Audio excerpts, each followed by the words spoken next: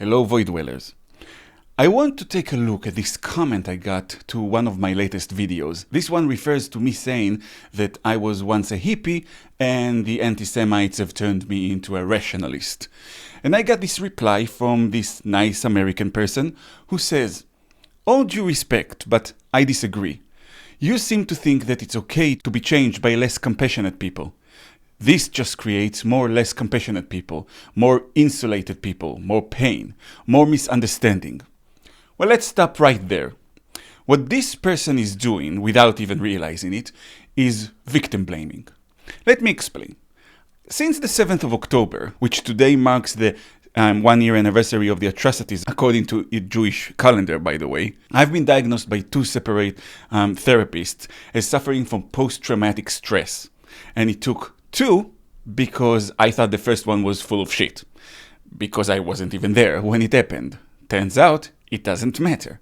I experienced night terrors, anxiety, trouble sleeping, trouble concentrating, a tendency to shun people's company, all textbook post-traumatic stress symptoms. And I wasn't even there. This week, Shirel Golan, who was a Nova Festival massacre survivor, was buried because after a year of trying to cope, she took her own life. All of the survivors, all of the adults and kids who survived the atrocities or captivity are in bad shape. And with them, many of us, Jews and Israelis, in Israel and outside of it, all showing symptoms of post-traumatic stress. And after a year surrounded by hate and genocidal slogans and lies from the media and ignoring our pain and constant attacks and a war that was forced upon us, and then you have these subhumans online saying, "Oh no, it's actually us who committed the atrocities to ourselves," all of that, it's no wonder we have post-traumatic stress. But we shouldn't let it change us because then we create less compassionate people? Sorry, man. I know part of the casual anti-Semitism in the Western society is to hold Jews to this superhuman standard, but we're only human. Maybe it's time for the evil cunts who attack us to change, so there'll be more compassionate people in the world. He goes on. You're right about the hate. They will hate you no matter what, but that's not the majority of people. I think you started to convince yourself that the minority of very vocal people represent the majority. The majority of us support Israel, but we don't need to shout it from the rooftops. Yes, you really do. If you support us, you do have to shout it from the rooftops, because we're all traumatized and our haters are shouting from the rooftops. If you do not shout, then you're complacent about their attacks. We don't have time to be on Twitter or writing lengthy comments. Make time! We're not virtue signaling, so we don't need to broadcast this signal. Virtue signal! If there was ever a time to virtue signal, that's the time. Don't allow yourself to be changed by less compassionate people. To which I replied that we do feel like we're alone because the voices of the haters are heard all the time and all around us and everywhere, and there are much more of them than there are of us, and our voice is being stifled. I mean, one of the things that those demons love to boast about is that we're billions. It's amazing how everything is in reverse when it comes to Jews. Usually, it's not supposed to be something to boast about, that you are the majority, that you have the power to bully the minority. But when it comes to Jews, up is down, wrong is right, black is white. So yeah, we kind of feel alone right now. And furthermore, don't tell me not to change. I believe in critical thinking. It's reality that changes me.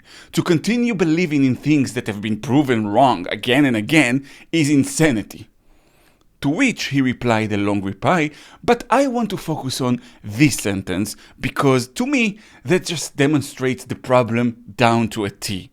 He says, I live in a very mixed neighborhood with lots of Latinos, Russian Jews, and a minority of mostly Yemeni Muslims.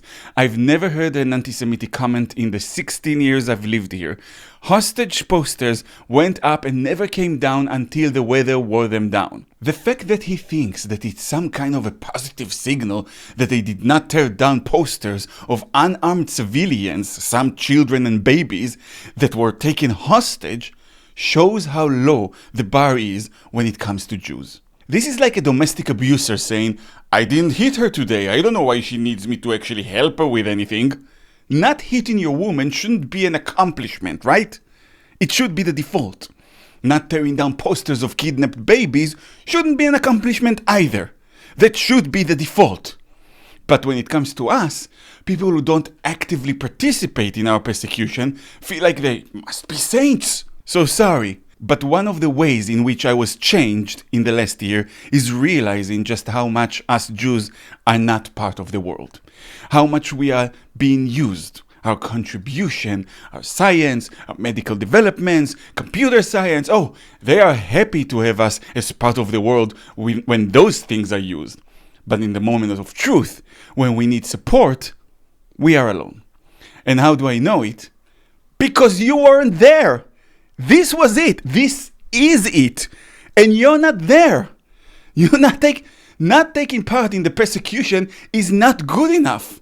Weekly hate marches in all major cities in the West, including in America, chanting genocidal chants, calling for our home to be burned, celebrating the atrocities, waving flags of terrorist organizations. And where the fuck were you? Why weren't there counter demonstrations? Why didn't people demand the states to stop that? Where the fuck were you? Where are you now? Where are you this very weekend when they'll take to the streets again to call for me and my family and my friends to be murdered? Where will you be? At home? Patting yourself on the back because you didn't tore a hostage poster? And for that you want me to give you credit? Are you fucking kidding me? Jewish women and little girls have been raped to death during the 7th of October. Do you know what that means, to death? It means the bodies were found with broken pelvises, literally raped to death. And some of the cases, we're talking teenage girls. The UN investigated and confirmed it, and not one fucking Western women organization said anything. Not fucking one. Let me tell you something. I've been a feminist all my life because for me that was just part of being a humanist and a liberal. So if there was a cause to support women's rights, whether by demonstration or signing a petition or even giving donation to this or that organization or charity who supported women, I would always do that. And I continued doing that when I moved here to the UK 6 years ago. And I will never ever do that again. I will never support any organization that doesn't directly support Jewish women. Because you weren't there. Because non-Jewish women have all the support they need, but as you demonstrated, only Jews care about Jewish women. So I'm not going to invest my time helping those who don't need my help and who won't offer it back when we need it. And if you think that makes me an isolationist, perhaps it's time you guys take a good look at yourselves. Maybe it's time you change your behavior instead of expecting us to always bow our heads and be thankful for the privilege of not getting murdered. And you can still turn this around, by the way. The situation is ongoing. This is your time to prove that you really do support us as you say you are. But not by being silent. That's like all those Germans who didn't participate in the camps, but kept silent as it happened, maybe nodding their heads a little in disapproval. And you know the funny thing? I can actually be forgiving to those people, because they were under a dictatorship. To speak up would mean to risk their lives and the lives of their families. So I'm like, okay, you get a pass. I don't know what I would have done in that situation. But you, who lives in America or in Europe, you who are free to speak out and you still remain silent because you don't have the time to tweet? It's not enough for you to not participate in the hate. You do not get a pass. You say you support us? Rise up and show that support loudly, in the streets, online, anywhere and everywhere you can.